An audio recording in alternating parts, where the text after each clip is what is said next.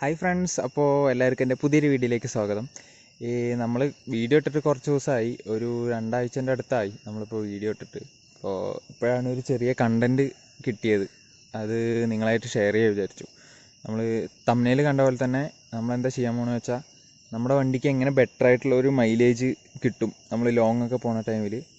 പിന്നെ എന്താ വെച്ചാൽ, ലോങ് പോകുമ്പോൾ നമ്മൾ ട്രിപ്പൊക്കെ പോകുമ്പോൾ ശ്രദ്ധിക്കേണ്ട കാര്യങ്ങൾ ബൈക്കിൽ എന്തൊക്കെ ചെയ്യണം, അതൊക്കെയാണ് നമ്മൾ ഇന്നത്തെ വീഡിയോയിൽ ഡിസ്കസ് ചെയ്യാൻ പോണത്. നമ്മളൊന്നും നോക്കാണ്ട് വണ്ടി എടുത്തിട്ട് ലോങ് പോയി കഴിഞ്ഞാൽ നമുക്ക് എന്തൊക്കെ പണിയൊക്കെയാണ് കിട്ടാൻ ചാൻസ്, അതൊക്കെയാണ് നമ്മൾ ഇന്നത്തെ വീഡിയോയിൽ ഡിസ്കസ് ചെയ്യാൻ പോണത്. അപ്പോൾ നമുക്ക് നേരെ വീഡിയോയിലോട്ട് പോകാം. അപ്പോൾ ഫസ്റ്റ് തന്നെ നമുക്ക് ലോങ് പോകുമ്പോൾ എന്തൊക്കെയാണ് ശ്രദ്ധിക്കേണ്ടത്, അതാണ് നമ്മൾ ഫസ്റ്റ് നോക്കാൻ പോണത്. ഫസ്റ്റ് തന്നെ നമ്മൾ എന്താ നോക്കേണ്ടത് വെച്ചാൽ, നമ്മുടെ വണ്ടീൻ്റെ ഓയിൽ ലെവൽ നോക്കുക. നമ്മളിപ്പോൾ മാറിയിട്ട് ഒരുപാടായി എന്നുണ്ടെങ്കിൽ അത് വെച്ച് നമ്മൾ ലോങ് പോകാൻ പാടില്ല. അപ്പോൾ കാരണം എന്താ വെച്ചാൽ, ആ ഓയിലിൻ്റെ തിക്നെസ്സൊക്കെ കുറയും. തിക്നെസ് കുറയുമ്പോൾ നമ്മുടെ എൻജിനിലുണ്ടാകുന്ന ആ ഹീറ്റ് ഓയിലിന് വലിച്ചെടുക്കാൻ പറ്റാണ്ടാവും.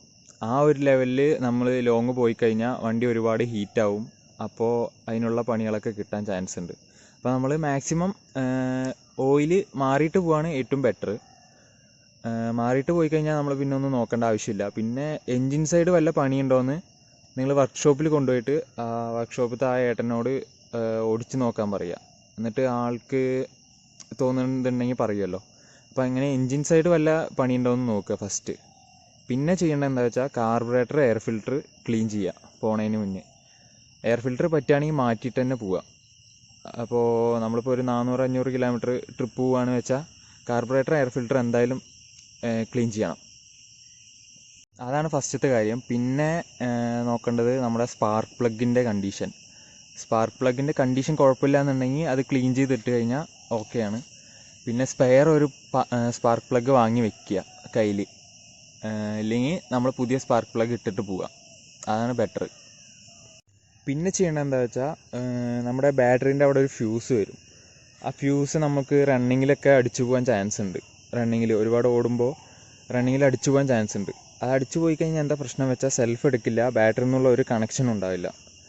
അപ്പോൾ അതൊരു പ്രോബ്ലമാണ്. അപ്പോൾ ഒരു ഫ്യൂസ് നമ്മൾ സെപ്പറേറ്റ് കയ്യിൽ വെക്കുക. ഇല്ലെങ്കിൽ ഫ്യൂസ് നമുക്ക് അടിച്ചു പോയാലും കെട്ടാവുന്നതന്നെ ഉള്ളൂ. അപ്പോൾ അതിനുള്ള ചെമ്പ് കമ്പി കാര്യങ്ങളൊക്കെ കയ്യിൽ വെക്കേണ്ടി വരും.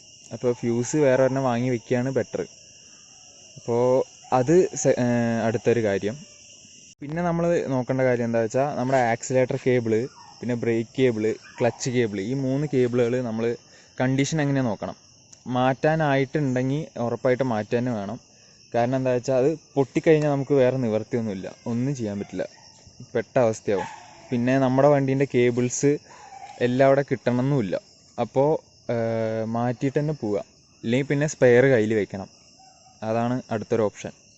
എനിക്ക് ഒരിക്കൽ ഇതേപോലെ പണി കിട്ടിയിട്ടുള്ളതാണ്. ഞാൻ ഒരു സ്ഥലത്തേക്ക് പോയിട്ട് വരുന്ന ടൈമിൽ ആക്സിലേറ്ററിൻ്റെ കേബിള് പൊട്ടി, അങ്ങനെ വഴി നിൽക്കേണ്ടി വന്നു. അങ്ങനത്തെ ഒരു അവസ്ഥ ആർക്കും വരാണ്ടിരിക്കട്ടെ. പിന്നെ ഏറ്റവും മെയിനായിട്ടുള്ളൊരു കാര്യമാണ് നമ്മുടെ വീലിൻ്റെ ബെയറിങ്ങിൻ്റെ കണ്ടീഷൻ നോക്കണം. ബെയറിങ് അതെങ്ങനെ നോക്കുക വെച്ചാൽ, നമ്മൾ സെൻറ്റർ സ്റ്റാൻഡ് ഇട്ടിട്ട് വീലിനെ പിടിച്ച് 2 സൈഡിലേക്കും ഇളക്കി നോക്കുക. അപ്പോൾ ഒരു ചെറിയ രീതിക്ക് ഒരു ഇളക്കം ഉണ്ടെങ്കിൽ, ഒരു വൈബ്രേഷൻ പോലെ വല്ല ഫീലും ഉണ്ടെങ്കിൽ, അപ്പോൾ ഉറപ്പായിട്ട് നമ്മൾ ബെയറിങ് മാറ്റിയിട്ട് തന്നെ പോകാൻ പറ്റുള്ളൂ.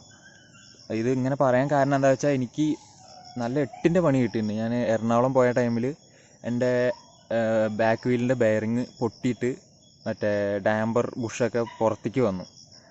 അപ്പോൾ നമുക്ക് എന്താ ബാക്കിയുള്ള കേബിളും കാര്യങ്ങളൊക്കെ പൊട്ടുകയെന്ന് വെച്ചാൽ, നമുക്ക് തള്ളിയിട്ടെങ്കിലും വർക്ക്ഷോപ്പിൽ കൊണ്ടുപോകാം. ഇത് നമുക്ക് വണ്ടി നിന്നവിടെ നിന്ന് അനക്കാൻ പറ്റില്ല, വീല് കറങ്ങും കൂടിയില്ല, ആ ഒരു അവസ്ഥ വന്നിട്ടുണ്ട്. അപ്പോൾ ബെയറിങ് നമ്മൾ മെയിനായിട്ട് നോക്കണം. അപ്പോൾ ഇപ്പോൾ പറഞ്ഞ പോലത്തെ ചെറിയ ചെറിയ കാര്യങ്ങളൊക്കെയാണ് നമ്മൾ ശ്രദ്ധിക്കേണ്ടുള്ളൂ ലോങ് പോകുമ്പോൾ.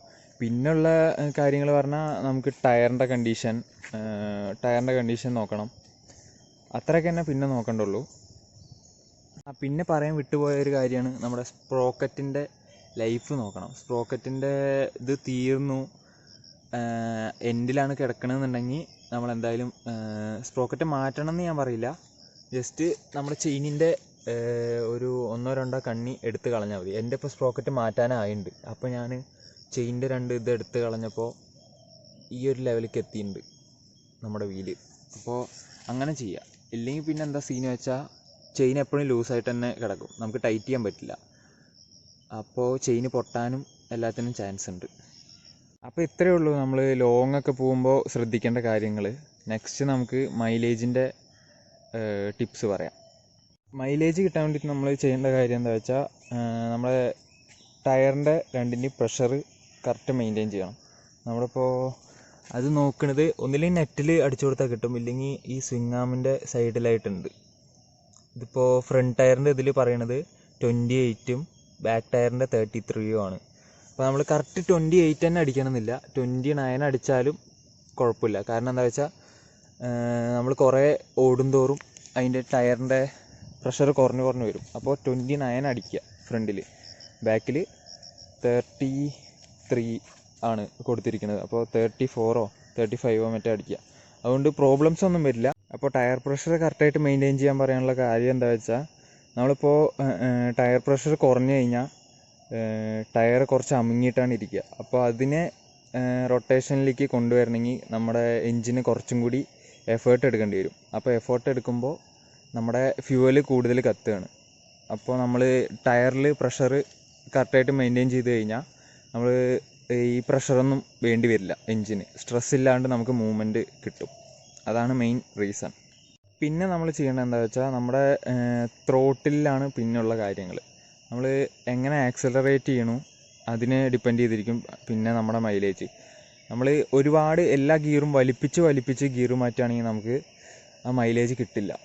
പിന്നെ എങ്ങനെ ഗിയർ മാറ്റേണ്ടത് വെച്ചാൽ നമ്മളൊരു സ്മൂത്ത് കറക്റ്റ് ആ ഒരു RPM ഗിയർ മാറ്റാനായി എന്ന് തോന്നുമ്പോൾ അപ്പം നമ്മൾ ഗിയർ മാറ്റി കൊടുക്കണം. അല്ലാണ്ട് എല്ലാം റെഡ് ലൈൻ ചെയ്തിട്ട് നമ്മൾ ഗിയർ മാറ്റി കഴിഞ്ഞാൽ നമുക്ക് മൈലേജ് ഒന്നും കിട്ടില്ല. പിന്നെ നമ്മൾ അധികം വലിപ്പിക്കാണ്ടിരിക്കുക, ആവശ്യമില്ലാണ്ട് ബ്രേക്കൊന്നും പിടിക്കണ്ട.